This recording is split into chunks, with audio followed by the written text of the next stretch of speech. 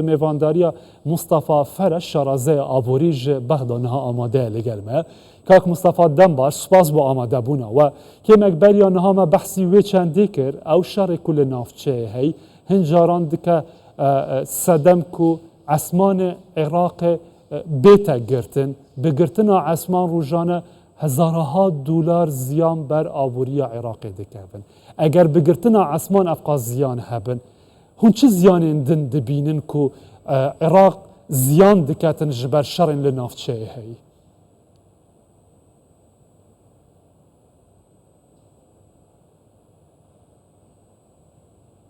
نعم تحية لكم سلااو ڕێز بۆ بینەرانی کوردستان بسوسار و لە ئێوە ئەو بارگرژیانەی کە لە ناوچەکەدا هەیە لە ئێستادا کاریگەری گەورەیان لەسەر ئابووری عراق دەبێت بە شێوازێکی ڕاستەوخۆ لەسەر ئابووری عراق وڵاتی عراق وڵاتێکی نەوتیە کە زیاتر لە سەدا 90 پشتی بەداهاتی نەوت بەستووە و نەخشەی سیاسی عراق کەوتۆتە بەرهێرشی ڕاستەوخۆ یان ناڕاستەوخۆ و ئێمە لە یاریەک داین لە جەنگێک داین کە لە ناوچەکەدا لە غەزە و لە ناوچەکەدا بەگشتی شەڕ و ئاڵۆزی هەیە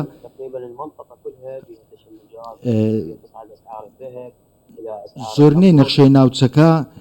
شەڕ و ململانەی تێدایە کە ئەمە کارگەری ڕاستەوخۆی لەسەر نرخی نەوت دەبێت و ئێستا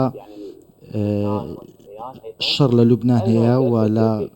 فەڵەستین هەیە کە بێگومان کاریگەری لەسەر ئابووری عراق دەبێت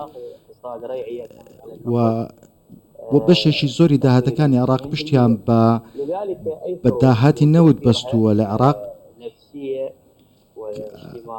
ئەمە جگەلەوەی کە لێکەوتەی خراپی دەرونی و کۆمەڵایەتی لەسەر کۆمەلگەی عراقی دەبێت ئێستا پێویستە دوای ئەم هێرشانەی کە لەسەر لوبنان هەیە و بە شێوازێکی و بە ڕێژەیەک ئاوارە بوون ڕووی لە عراق کردووە خەڵک لە لوبنانەوە دێنە عراق توانای عراق لە ڕووی مادی و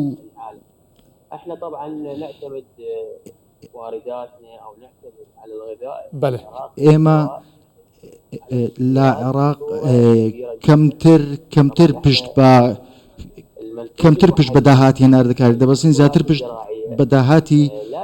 بە داهاتی هاوردەکردن دەبەستین واتە باشە کاک مستەفا تا بەحسا نەفتەیە کرد کەدا زیاتر سەر نەفتەی ڕابواستم کو عێراق پشتەخۆ زیاتر بە داهاتە وێگرێ دەداتن لێ ئیسرائیلێ بخوا ژێرخانە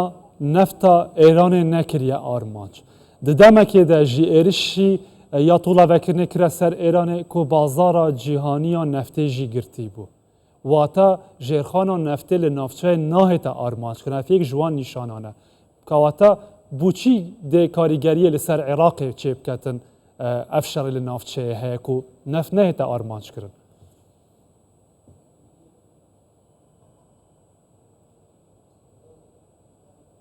يعني مثل ما ذكرت لك انه احنا مختصين اقتصادنا اقتصاد ريعي وەک پێشتر ئاماژەم پێکرد ئێمە ئابووریەکی زۆر بەهێزمان نییە بەڵکو ئابووریەکمان هەیە کە پشتی بەداهاتی نەوت بەستووە ئەمە پەیوەندی بۆ نییە کە ئێڵێم نەوتی ئێران کاریگەری هەبێت یان نەبێت لەسەر نرخی نەوت لەسەر جیهان و هەر هێرشێک بۆ سەر کۆماری ئیسلامی ئێران کاریگەری لەسەر نرخێنەوە دەبێت لە دوای هێرشی سەر لە بەیانی دوێنێی ئیسرائیل بۆ سەر ئێران ڕاستەوخۆ کاریگەری لەسەر نرخی نەوت هەبوو کە ئەمە یەکێک لەوانە ئەوەیە لە کاتی گواستنەوەی داوەتە گواستنەوەی نەوت سەخت دەبێت بۆ بازارەکانی جیهان واتە شەڕ و ئاڵۆزیەکان کاریگەری ڕاستەوخۆیان لەسەر پرۆسەی گواستنەوەی نەوت دەبێت بە تایبەتی لە دەریای سوور کە ئەمە کاریگەری لەسەر نرخی نەوت دروست دەکات و و کاریگەری لاسەر گەرنتیکردنی گواستنەوەی نەوت دەبێت بۆ بازارەکانی جیهان و بۆ بازارەکانی ئەوروپا کە کاریگەریشی لەسەر نرخی مادەکانی دیکەش دەبێت بێگومان لەسەر کاریگەری لەسەر کەلوپەلیش دەبێت کەلوپەل و کاڵاکانی دیکەش دەبێت لەسەر ئاسی ڕۆژهەڵاتی ناوەڕاست بەو پێی گواستنەوەی نەوت کاریگەری دەبێت لەسەر نرخی نەوت بەگشتی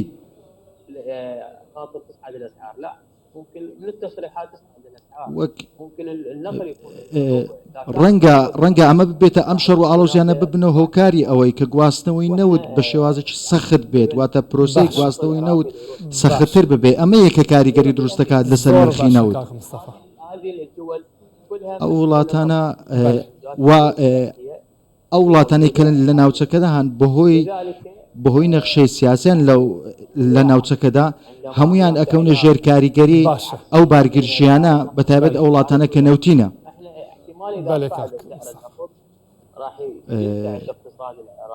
کە بێگومان نرخی نەوتیش کاریگەری لەسەر ئابووری عێراق دەبێت. سپاس بووە شەڕەزای ئابووریش بەغدا لەگەڵ مەوەی ڕێزدار مستەفا فەرەج دەم باش.